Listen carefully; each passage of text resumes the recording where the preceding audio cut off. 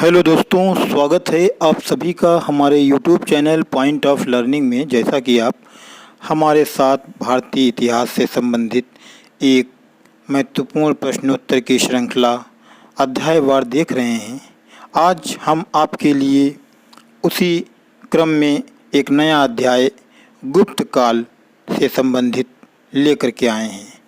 आज का जो अध्याय है इसमें प्राचीन भारतीय काल में जो गुप्त काल था उससे संबंधित सभी महत्वपूर्ण प्रश्नों को हमने शामिल किया है।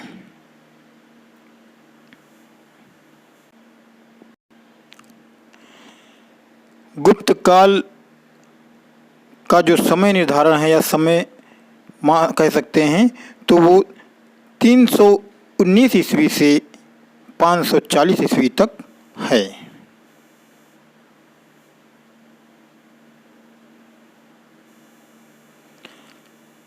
आगे बढ़ते हैं और हम प्रश्न अपने शुरू करते हैं। जैसा कि आप देख सकते हैं, पहला प्रश्न आपकी स्क्रीन पर आपके सामने, गुप्त राजवंश किस लिए प्रसिद्ध था? तो जो गुप्त काल था या गुप्त राजवंश जो था प्राचीन भारत का, वो अपनी कला और विशेषकर स्थापत्य के लिए प्रसिद्ध था। इस कारण गुप्त काल को स्थापत्य कला का स्वर्ण युग भी कहा जाता है। अगला प्रश्न है, स्कंदगुप्त को किस स्तंभ लेख में शक्रोपम कहा गया? तो कौहोम स्तंभ लेख में स्कंदगुप्त को शक्रोपम कहा गया है। चंद्रगुप्त द्वितीय ने विक्रमादित्य की उपाधि धारण की थी। कब धारण की थी? तो चंद्रगुप्त द्वितीय ने विक्रमादित्य की जो उपाधि धारण की वो शकों का उन्मूलन करने के बाद धारण की थी। प्रश्न नंबर 4 है, महरौली दिल्ली में स्थित लौह स्तंभ का निर्माण किस सदी में हुआ था? तो चौथी सदी में लौह स्तंभ का निर्माण दिल्ली के महरौली नामक स्थान पर कराया गया था और ये गुप्त काल में हुआ, गुप्त शासकों के द्वारा। गुप्तकालीन शासन प्रणाली किस प्रकार की थी? तो जो गुप्तकालीन शासन प्रणाली थी ये राजतंत्रात्मक थी, क्योंकि यहाँ राजा का पुत्र ही राजा होता था। फाहियान द्वारा रचित ग्रंथ फोकोकी में किसका विवरण नहीं मिलता है? तो बौद्ध धर्म के सिद्धांतों का वर्णन फाहियान द्वारा रचित ग्रंथ फोकोकी में नहीं मिलता है। अगला प्रश्न है, गुप्त संवत 319-320 को शुरू करने का श्रेय किसे जाता है, किसे दिया जाएगा? तो ये जो गुप्त संवत शुरू किया गया था ये चंद्रगुप्त के द्वारा शुरू किया गया था। अगला है, चंद्रगुप्त प्रथम ने गुप्त संवत का प्रारंभ किस उपलक्ष्य में किया था? तो अपने राज्यारोहण के स्मारक के रूप में इन्होंने गुप्त संवत का प्रारंभ किया था या गुप्त संवत को शुरू किया था। जो अपना जो चंद्रगुप्त प्रथम का राज्यारोहण हुआ था इसके स्मारक के रूप में इन्होंने गुप्त संवत का प्रारंभ किया। अगला प्रश्न है, प्रयाग प्रशस्ति अभिलेख का लेखक हरिसेन किस शासक का दरबारी कवि था? तो जो हरिसेन था ये गुप्त काल के शासनकाल में हुआ, लेकिन गुप्त काल में कई राजा महाराजा समय समय पर अपने राजसिंहासन पर बैठे आसीन हुए। तो हरिसेन किसके समय में जो है दरबारी कवि था? तो वो समुद्रगुप्त था। समुद्रगुप्त जब गुप्त काल का शासक था या राजा था उस समय हरिसेन उसका दरबारी कवि था, यानी हरिसेन जो दरबारी कवि थे वो समुद्रगुप्त के थे। अगला प्रश्न है, गुप्त काल की सोने की मुद्रा को किस नाम से जाना जाता था? तो गुप्त काल में जो सोने की मुद्रा थी उसे दिनार कहा जाता था। दिनार के नाम से सोने की मुद्रा को जाना जाता था। अगला है, नगरों का क्रमिक पतन किस काल की एक महत्वपूर्ण विशेषता थी? यानी नगरों का लगातार पतन हो रहा था, वो किस काल में ऐसा हुआ था? ये गुप्त काल में लगा हुआ था। गुप्त काल में नगरों का क्रमिक पतन होता जा रहा था। अगला प्रश्न है, किस वंश के शासकों ने मंदिरों और ब्राह्मणों को सबसे अधिक गांव दान में दिए थे? तो वो गुप्त वंश के शासक थे। गुप्त वंश के शासक ने या गुप्त राजवंश के शासकों ने सबसे अधिक ब्राह्मणों को और मंदिरों को गांव दान में दिए थे। अगले प्रश्न की तरफ बढ़ते हैं। निम्न में से किस काल में स्त्रियों को पुरुषों से बराबरी मिली? गुप्त काल में स्त्रियों की पुरुषों से बराबरी जो थी वो गुप्त काल में थी, यानी स्त्रियों की दशा अच्छी थी। अगला है, अजंता गुफाओं के सरीखी जैसी गुफाएं मध्य प्रदेश में कहाँ हैं? बाघ धार में हैं। अगला, गुप्त वंश ने शासन किया कब से कब तक? 319 से लगभग 500 ईस्वी तक गुप्त वंश ने भारत में शासन किया। गुप्तकालीन सिक्कों का सबसे बड़ा ढेर कहाँ से प्राप्त हुआ है? तो ये भरतपुर से प्राप्त हुआ, जहाँ एक स्थान है बयाना। तो बयाना नामक स्थान से भरतपुर से गुप्तकालीन सिक्कों का एक बहुत बड़ा ढेर प्राप्त हुआ है। आगे बढ़ते हैं। किस गुप्त शासक को नालंदा विश्वविद्यालय का संस्थापक माना जाता है? तो कुमार गुप्त को नालंदा विश्वविद्यालय का संस्थापक माना जाता है।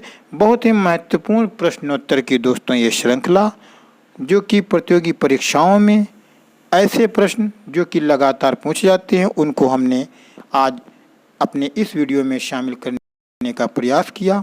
आप इनको ध्यानपूर्वक पढ़िए, निश्चित रूप से आपको सफलता मिलेगी।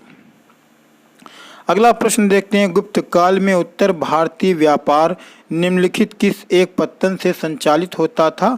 तो एक ताम्रलिप्ति पत्तन था। ताम्रलिप्ति पत्तन से उत्तर भारतीय व्यापार संचालित होता था गुप्त काल में। गुप्त शासकों द्वारा जारी किए गए चांदी के सिक्के क्या कहलाते थे? तो इन्हें रूपक कहा जाता था। सोने के सिक्कों को जहां दिनार कहा जाता था गुप्त काल में, वहीं चांदी के सिक्कों को रूपक के नाम से जाना जाता था। अगला है, वह प्रथम भारतीय विद्वान कौन था जिसने गणित को एक अलग विषय के रूप में स्थापित किया? तो वो आर्यभट्ट थे। आर्यभट्ट ने गणित को एक अलग विषय के रूप में स्थापित किया। प्रश्न नंबर 21, चूंकि जोड़े मिलाने संबंधित है, प्रयाग प्रशस्ति रवि कीर्ति ये एक दूसरे से सम्मिलित नहीं है, और ये प्रश्न यहाँ पे थोड़ा दूसरे टाइप से आ गया है। हम अगले प्रश्न की तरफ बढ़ते हैं। प्राचीन भारत में गुप्त काल से संबंधित गुफा चित्रांकन के केवल 2 उदाहरण उपलब्ध हैं। इनमें से एक अजंता की गुफाओं में किया गया चित्रांकन है। गुप्त काल के चित्रांकन का दूसरा अवशिष्ट उदाहरण किस स्थान पर उपलब्ध है? तो बाघ की गुफाएं। अगला है, पुंडवर्धन भुक्ति प्रांत अवस्थित थी उत्तर बंगाल में। पुंडवर्धन भुक्ति प्रांत अवस्थित था उत्तर बंगाल में। अजंता चित्रकारी का विषय वस्तु किससे संबंधित है? बौद्ध धर्म से संबंधित है। जो अजंता की गुफाओं में चित्रकारी मिलती है वो हमें बौद्ध धर्म के बारे में जानकारी देती है। श्रीलंका के राजा मेघवर्मन ने किस स्थान पर भगवान बुद्ध का मंदिर बनवाने के लिए समुद्रगुप्त से अनुमति मांगी थी? क्योंकि जैसा कि हमने पिछले अध्याय में पढ़ा था, मौर्य वंश का जो एक महान शासक हुआ है वो हुआ है सम्राट अशोक। सम्राट अशोक ने कलिंग युद्ध के रक्तपात को देख करके कभी भी युद्ध न करने का निर्णय लिया। उसने अहिंसा का रास्ता अपनाया, साथ ही साथ उसने बौद्ध धर्म को भी ग्रहण कर लिया।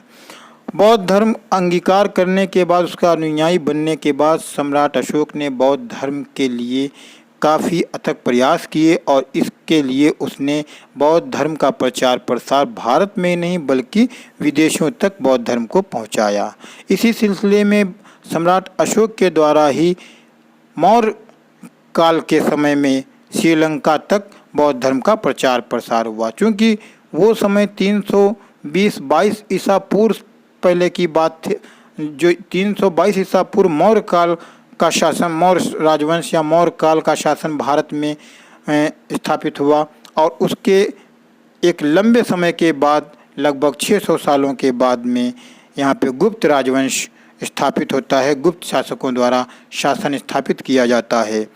तो इससे ये पता चलता है कि श्रीलंका में बौद्ध धर्म अच्छी तरीके से फैल चुका था या विकसित हो चुका था।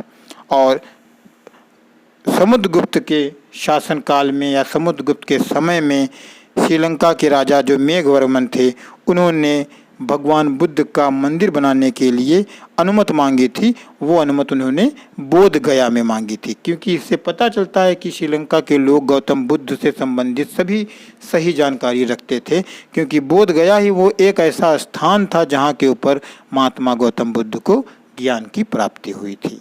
तो बोध गया में मंदिर बनवाने की अनुमति उस वक्त के शासक समुद्रगुप्त से मेघवर्मन ने ली थी, जो कि श्रीलंका के राजा थे। अगला है मंदिर निर्माण कला का जन्म सर्वप्रथम कब हुआ? तो गुप्त काल में हुआ। मंदिरों के निर्माण की जो कला विकसित हुई, ये गुप्त काल से विकसित होती है सबसे पहले। अगला है गुप्त काल के सर्वाधिक लोकप्रिय देवता कौन थे? तो विष्णु देवता जो थे, ये गुप्त काल के सबसे अधिक लोकप्रिय देवता थे।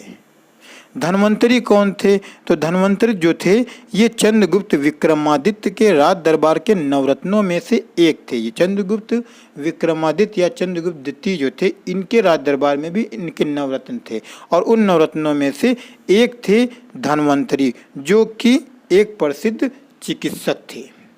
यानी कि राज दरबार के प्रसिद्ध चिकित्सक तो थे ही, लेकिन ये बहुत ही अपने समय के प्रसिद्ध चिकित्सक हुए हैं। अगला है गुप्त स्थापत्य कला का सर्वोत्कृष्ट मंदिर कौन सा है? देवगढ़ का दशावतार मंदिर। देवगढ़ का दशावतार मंदिर गुप्त स्थापत्य कला का सबसे उत्कृष्ट नमूना है स्थापत्य कला का। अगला प्रश्न है गुप्त काल को प्राचीन भारत का क्लासिकल युग क्यों कहा जाता है? तो कला और साहित्य के क्षेत्र में अपने चरमोत्कर्ष पर पहुंचने के कारण ही इसको प्राचीन काल का क्लासिकल युग कहा गया है। गुप्त काल को, गुप्त युग में भू राजस्व की दर क्या थी? उपज का छठा भाग लिया जाता था। जो राजस्व लिया जाता था वो कुल जो पैदावार होती थी उसका छठा भाग 1/6 भाग लिया जाता था। ये भू राजस्व की दर थी गुप्त काल में। दिल्ली के महरौली के कुव्वतुल इस्लाम मस्जिद के प्रांगण में स्थित प्रसिद्ध लौह स्तंभ किसकी स्मृति में बनाया गया? ये चंद्र यानी चांद की स्मृति में लौह स्तंभ बनाया गया था, जो कि दिल्ली के महरौली नामक स्थान पर है, कुव्वतुल इस्लाम मस्जिद के प्रांगण यानी कि आंगन में। सोने के सर्वाधिक सिक्के किस काल में जारी किए गए? तो ये भी प्रश्न आपका बहुत आता है। और गुप्त काल वो ऐसा काल या शासन, गुप्त शासन था जहाँ जब सोने के सिक्के सबसे अधिक प्रचलन में आए, यानी कि गुप्त काल में सोने के सर्वाधिक सिक्के जारी किए गए थे। यूरोपीय भाषा में अनुवादित प्रथम भारतीय ग्रंथ कौन सा है? अभिज्ञान शाकुंतलम पहला ऐसा भारतीय ग्रंथ है जो कि जिसका यूरोपीय भाषा में अनुवाद किया गया। इससे पहले किसी भी ग्रंथ भारतीय ग्रंथ का अनुवाद यूरोपीय भाषा में नहीं हुआ। भारतीय भाषाओं का जो भारतीय ग्रंथों का जो पहला ग्रंथ है वो अभिज्ञान शाकुंतलम है, जो यूरोपीय भाषा में सबसे पहला अनुवादित ग्रंथ है। और अभिज्ञान शाकुंतलम जो है ये महाकवि कालिदास की रचना है। आगे बढ़ते हैं, कथन देखते हैं। प्राचीन भारत में सामंती व्यवस्था का अभ्युदय सैनिक अभियानों में देखा जा सकता है। निष्कर्ष, गुप्त काल में सामंती व्यवस्था का पर्याप्त विस्तार हुआ। ए और आर दोनों सही, क्योंकि आर जो है एक ही सही व्याख्या नहीं करता है। ए और आर दोनों सही हैं, किंतु लेकिन आर एक ही सही व्याख्या नहीं कर रहा है। वर्तमान गणित में दशमलव प्रणाली आविष्कार का श्रेय किस युग को है? तो ये भी श्रेय जो है गुप्त युग को जाता है। जो दशमलव की प्रणाली का आविष्कार हुआ, दशमलव पद्धति प्रचलन में आई, तो ये गुप्त काल की ही देन है या गुप्त युग की ही देन है। वर्तमान में जिस दशमलव का प्रयोग आज हम लोग या पूरा संसार में गणित में किया जाता है, उस पॉइंट या दशमलव के आविष्कार का जो श्रेय है वो गुप्त युग को जाता है। अगला है किस गुप्त शासक ने अपने सिक्कों पर अपने को वीणा बजाते हुए आकृति में अंकित करवाया है? समुद्रगुप्त। समुद्रगुप्त को वीणा बजाने का बहुत अधिक शौक था, संगीत का भी इन्हें शौक था, तो इसलिए इन्होंने अपने सिक्कों पर वीणा बजाते हुए आकृति में अपना चित्र अंकित करवाया है। गुप्त काल के बहुत से ऐसे सिक्के मिले हैं जिस पे वीणा बजाते हुए एक राजा को दिखाया गया है, एक राजा की आकृति बनाई गई है और वो राजा समुद्रगुप्त था। किस गुप्त शासक ने दक्षिणापथ में स्थित 12 राज्यों पर धर्म विजय की? ये भी समुद्रगुप्त था। समुद्रगुप्त ने दक्षिणापथ में स्थित 12 राज्यों पर धर्म विजय प्राप्त की थी। आगे बढ़ते हैं। किसने अंतिम शासक रुद्रसिंह तृतीय को पराजित करके और उसकी हत्या करके शकों का अंतिम रूप से उन्मूलन कर दिया था, यानी शकों को बिल्कुल पूरी तरीके से समाप्त कर दिया था? चंद्रगुप्त द्वितीय या चंद्रगुप्त विक्रमादित्य ने शकों के शासक रुद्रसिंह तृतीय को पराजित करके शकों को अंतिम रूप से बिल्कुल समाप्त कर दिया। सुदर्शन झील, जिसका निर्माण चंद्रगुप्त मौर्य के सौराष्ट्र प्रांत के गवर्नर पुष्पगुप्त ने करवाया था तथा जिसकी मरम्मत पहली बार शक शासक रुद्र दमन ने करवाई, इसकी दूसरी बार मरम्मत किसने करवाई? वो स्कंदगुप्त ने करवाई। पहली मरम्मत रुद्र दमन ने करवाई जो कि शक शासक था, और दूसरी बार मरम्मत किसने करवाई? स्कंदगुप्त ने, जो कि गुप्त काल का शासक था। मिहिर कुल का संबंध किससे था? हूणों से था। मिहिर कुल हूणों से संबंधित था। अगला है, परम भागवत उपाधि धारण करने वाला प्रथम गुप्त शासक कौन था? समुद्रगुप्त। समुद्रगुप्त पहला ऐसा शासक था जिसने परम भागवत की उपाधि धारण की थी। गुप्त शासन के दौरान निम्नलिखित में ऐसा व्यक्ति कौन था जो एक महान खगोल विज्ञानी और गणितज्ञ था? आर्यभट्ट था। गुप्त काल के दौरान ऐसा व्यक्ति कौन था जो एक महान खगोल विज्ञानी भी था और गणितज्ञ भी था? तो आर्यभट्ट खगोल विज्ञानी भी थे और गणितज्ञ भी थे, और ये गुप्त शासन के समय में हुए हैं। अगला है, गुप्त वंश का वो राजा कौन था जिसने हूणों को भारत पर आक्रमण करने से रोका? स्कंदगुप्त ने हूणों को भारत पर आक्रमण करने से रोका। कुछ विद्वानों के अनुसार कवि कालिदास किसके राज के कवि थे? तो चंद्रगुप्त विक्रमादित्य या चंद्रगुप्त द्वितीय के दरबारी कवि थे या राजकवि थे। कालिदास जो थे चंद्रगुप्त विक्रमादित्य के राजकवि थे। अगला है, उत्तर गुप्त युग में जो विश्वविद्यालय प्रसिद्ध था वो कौन था? नालंदा विश्वविद्यालय। नालंदा विश्वविद्यालय गुप्त काल में भी प्रसिद्ध था और उत्तर गुप्त युग में भी प्रसिद्ध था। फायान कहाँ का रहने वाला था? फायान चीन का रहने वाला था, जो कि एक चीनी यात्री था और भारत आया। सेतुबंध का रचनाकार प्रवरसेन द्वितीय किस वंश का शासक था? तो सेतुबंध का रचनाकार प्रवरसेन द्वितीय वाकाटक वंश का शासक था। अगला है, किस गुप्त कालीन शासक को कविराज कहा गया है? तो वो समुद्रगुप्त था। समुद्रगुप्त कविताएं भी रचता था या कविताओं की भी रचना समुद्रगुप्त के द्वारा की गई हैं और इसी कारण उसे कविराज कहा जाता है। तो समुद्रगुप्त को कविराज कहा गया है, जो कि गुप्त काल का प्रसिद्ध शासक था। चंद्रगुप्त द्वितीय या चंद्रगुप्त विक्रमादित्य ने अपनी किस विजय की खुशी में चांदी के विशेष सिक्के जारी किए? तो शकों को पराजित करने के बाद चंद्रगुप्त विक्रमादित्य ने चांदी के विशेष सिक्के जारी किए थे। अगला है, अजंता की गुफाओं में किन गुफाओं का निर्माण गुप्त काल में हुआ? चूँकि अजंता की गुफाएं काफ़ी प्राचीन कालीन गुफाएं हैं और इनका निर्माण कई राजवंशों ने किया, और इनमें जो 16, 17 और 19 नंबर की गुफा है इनका निर्माण गुप्त काल में हुआ। अजंता की जो गुफा 16, 17 और 19 नंबर की है इसका निर्माण गुप्त काल में हुआ। नालंदा विश्वविद्यालय की स्थापना का युग कौन है? तो गुप्त युग है। गुप्त युग में नालंदा विश्वविद्यालय की स्थापना की गई थी। आगे बढ़ते हैं। कालिदास द्वारा रचित मालविकग्निमित्र नामक नाटक का नायक कौन था? अग्निमित्र था। ये जो मालविकग्निमित्र नाटक है ये कालिदास द्वारा रचित है, एग्जाम में बहुत पूछा जाता है, और इसका जो नायक था वो अग्निमित्र था। कौन सा राजवंश हूणों के आक्रमण से बहुत विचलित हुआ? गुप्त राजवंश। गुप्त राजवंश को हूणों ने बहुत विचलित किया था, तो इस कारण गुप्त राजवंश हूणों के आक्रमण से बहुत विचलित हुआ। बाल विवाह की प्रथा प्रारंभ हुई कब? गुप्त काल में। गुप्त काल में बाल विवाह की जो प्रथा थी ये गुप्त काल में प्रारंभ हुई। सती प्रथा का पहला उल्लेख कब मिलता है? ये भी एरण अभिलेख से मिलता है। सती प्रथा का पहला उल्लेख कहाँ से मिलता है? जो एरण का अभिलेख है, इस अभिलेख से सती प्रथा का हमें उल्लेख मिलता है या हमें पता चलता है। चंद्रगुप्त द्वितीय या चंद्रगुप्त विक्रमादित्य के काल में विद्या, कला और साहित्य का जो सबसे महान केंद्र था उस समय वो कौन सा था? वो उज्जैन था। उज्जैन एक ऐसा क्षेत्र था जहाँ चंद्रगुप्त विक्रमादित्य के समय में विद्या, कला और साहित्य अपनी प्रकाष्ठा पर थे, चरमोत्कर्ष पर थे, इसीलिए इसे कला, विद्या और साहित्य का महान केंद्र कहा गया है। कालिदास की किस कृति की गिनती विश्व की 100 प्रसिद्ध साहित्यिक कृतियों में होती? तो वो अभिज्ञान शाकुंतलम कालिदास की एक ऐसी महान कृति है जिसकी गिनती विश्व की 100 प्रसिद्ध साहित्यिक कृतियों में होती है।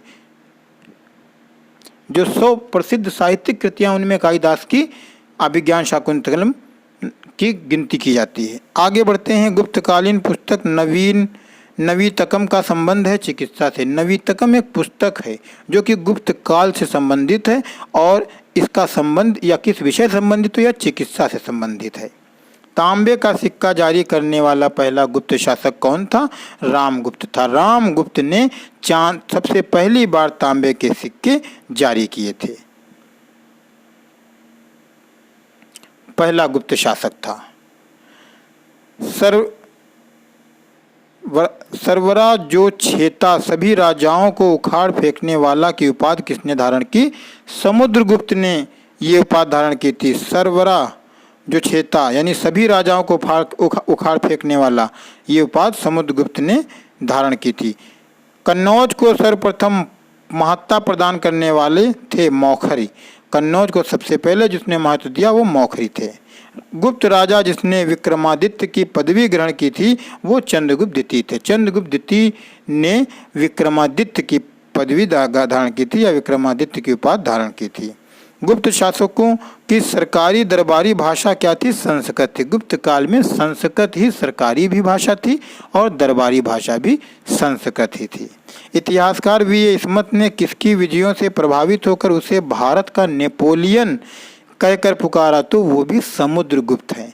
समुद्रगुप्त गुप्त काल का एकमात्र ऐसा शासक समुद्रगुप्त जिसे वी ए इस्मत ने भारत का नेपोलियन कह करके पुकारा है। या भारत का नेपोलियन किसे कहा जाता है, इस तरह का भी प्रश्न कभी पूछ लिया था। सीधे सीधे ही पूछा जाता है कि भारत का नेपोलियन किसे कहा जाता है? वो समुद्रगुप्त को कहा जाता है। अजंता कलाकृतियाँ किससे संबंधित हैं? गुप्त काल से संबंधित हैं। जो अजंता में कला की आकृतियाँ मिलेंगी, चित्रकला संबंधी चीज़ें मिलेंगी, वो गुप्त काल से संबंधित हैं। एरण अभिलेख का संबंध किस शासक से है? भानुगुप्त से है। एरण का अभिलेख भानुगुप्त से संबंधित है जो कि एक गुप्त शासक था। फाहियान किसके शासन काल में भारत आया था? तो फाहियान एक चीनी यात्री था जो कि चंद्रगुप्त विक्रमादित्य के शासनकाल में भारत आया था। और अभी आप आगे पढ़ेंगे एक और चीनी यात्री आता है भारत जो कि हेनसांग है। उसके बारे में हम आगे पढ़ेंगे जब हर्षवर्धन के बारे में पढ़ेंगे। भारतीय संस्कृति का स्वर्ण युग गोल्डन एज किस युग को कहा जाता है? तो वो भी गुप्त काल को कहा जाता है, गुप्त युग को कहा जाता है। जैसा कि हमने ऊपर ही बताया था कि गुप्त काल को स्वर्ण युग के नाम से जाना जाता है। भारतीय संस्कृति या भारतीय इतिहास में प्राचीन भारतीय इतिहास में किस युग को स्वर्ण युग या गोल्डन एज कहा जाता है? वो गुप्त काल को कहा जाता है। आगे बढ़ते हैं। फाहियान और हेनसांग के राज्यों को देखा तो फाहियान ने चंद्रगुप्त विक्रमादित्य के और हेनसांग ने हर्षवर्धन के राज्यों को क्रमशः देखा। जैसा कि अभी मैंने बताया कि हर्षवर्धन भी के शासनकाल में भी एक चीनी यात्री भारत आया जिनका नाम हेनसांग था। वो यहीं पर प्रश्न आ गया। आगे बढ़ते हैं। अमरकोश के लेखक अमर सिंह किस शासक के दरबार से जुड़े थे? चंद्रगुप्त विक्रमादित्य के दरबार से जुड़े हुए थे। अमर सिंह जो थे इन्होंने अमरकोश के लेखक थे अमर सिंह और ये चंद्रगुप्त द्वितीय या चंद्रगुप्त विक्रमादित्य के दरबार से जुड़े हुए थे। सारनाथ के धमेख स्तूप का निर्माण किस काल में हुआ? गुप्त काल में हुआ। सारनाथ में एक स्तूप है जिसे धमेख स्तूप के नाम से जाना जाता है और ये स्तूप गुप्त काल से संबंधित है, यानी कि इसका निर्माण गुप्त काल में हुआ था। कुमार संभव महाकाव्य किस कवि ने लिखा या किसकी रचना है? तो कुमार संभव भी महाकवि कालिदास की रचना है। समुद्रगुप्त की सैनिक उपलब्धियों का वर्णन उसके किस अभिलेख में उपलब्ध है? तो समुद्रगुप्त की सैनिक उपलब्धियों का जो वर्णन है वो उसके प्रयाग के अभिलेख में उपलब्ध है। प्रयाग का जो अभिलेख है उसमें उनकी समुद्रगुप्त की जो सैनिक उपलब्धियां हैं उनका वर्णन किया गया है। निम्नलिखित में कौन सा नाटक कालिदास ने नहीं लिखा? जानकी हरण जो है कालिदास ने नहीं लिखा है। तो कालिदास के सभी नाटक अभिज्ञान शाकुंतलम, कुमार संभवम, मालविकेतरम, इस तरीके से और भी हैं जो कि बहुत विश्व प्रसिद्ध हैं। निम्न में से कौन सा गुप्त वंश के पतन का कारण नहीं था? सत्ता के नियंत्रण के लिए आंतरिक कलह। सत्ता को कंट्रोल करने के जो आंतरिक कलह होती ये गुप्त वंश के पतन का कारण नहीं था। गुप्त वंश के पतन के अन्य कारण थे जिनका हम जब इतिहास का विस्तृत अध्ययन करेंगे तब हम इनके बारे में पढ़ेंगे। अगला है कौन सुमेलित नहीं है? महापशुपति गजसेना का अध्यक्ष। तो इसको भी यहाँ पर छोड़ देते हैं। इस प्रश्न को 77 नंबर के प्रश्न को हम स्किप करते हैं, आगे बढ़ते हैं। कौन सुमेलित नहीं है? ये भी भर्तृहरि मेघदूतम। तो मेघदूत मतलब यहाँ पे सुमेलित नहीं का मतलब ये है महाश्वपति जो है गज सेना का अध्यक्ष होता है, ये सही नहीं है। यानी गज सेना का अध्यक्ष जो होता है महाअश्वपति नहीं होता है, क्योंकि महाअश्वपति से पता चलता है कि वो जो है घोड़ों की सेना का अध्यक्ष होता है महाअश्वपति। और अगले में है कौन सही सुमेलित नहीं है? तो दिया हुआ है भर्तृहरि मेघदूतम। तो मेघदूतम चूंकि रचना जो है वो कालिदास की है तो ये जोड़ा गलत हो जाता है। यहाँ पे सामने कालिदास अगर होते कालिदास तो मेघदूतम सही होता, लेकिन यहाँ पे मेघदूतम के सामने जो रचनाकार का नाम दिया गया भर्तृहरि दिया, क्योंकि भर्तृहरि की रचना मेघदूतम नहीं है। मेघदूतम रचना जो है कालिदास की है। अंतिम प्रश्न देखते हैं, आखिरी प्रश्न पढ़ते हैं। कुतुब मीनार के निकट स्थित लौह स्तंभ वैज्ञानिकों का ध्यान क्यों खींच रहा है? कुतुब मीनार के निकट यानी नज़दीक स्थित जो लौह स्तंभ है यानी महरौली का जो लौह स्तंभ है वह वैज्ञानिकों का ध्यान क्यों खींच रहा है? उसकी उंगरोधकता के कारण वैज्ञानिकों का ध्यान ये आज भी खींच रहा है। उंगरोधकता का मतलब ये है जंगरोधी धातु। जो महरौली का लौह स्तंभ है जो कि गुप्त काल में जिसका निर्माण कराया गया था, आज तक कई सौ साल बीत जाने के बाद भी उसमें अभी तक जंग नहीं लगी। और यही एकमात्र कारण है कि वो कौन सी लोहे की धातु है या किस लोहे का बना हुआ जिसमें आज तक अभी तक उस पर जंग नहीं लगा है। इसी वजह से यह हमेशा वैज्ञानिकों का ध्यान अपनी ओर आकर्षित करता रहता है, अपनी ओर खींचता रहता है। तो दोस्तों वीडियो आपको कैसी लगी आप हमें कमेंट बॉक्स में बताएं। आज के अपने इस वीडियो में आपके लिए ऐसे उन सभी महत्वपूर्ण प्रश्नों को शामिल करने का प्रयास किया जो कि प्रतियोगी परीक्षाओं में पूछे जाते हैं, जिनको पढ़ करके आपका कुछ फ़ायदा हो, आप कुछ लाभ पा सकें और आप अपने लक्ष्य को प्राप्त कर सकें, अपने लक्ष्य में सफल हो सकें, अपनी मंजिल तक पहुंच सकें। तो अगर आपने अभी तक हमारे चैनल को सब्सक्राइब नहीं किया है तो हमारे चैनल को सब्सक्राइब कर दें और बेल आइकन दबा दें, जिससे आने वाली सभी नोटिफिकेशन भी आप तक पहुंचती रहे। मिलते हैं अगले वीडियो में एक नए अध्याय के साथ और कुछ महत्वपूर्ण प्रश्नोत्तर के साथ।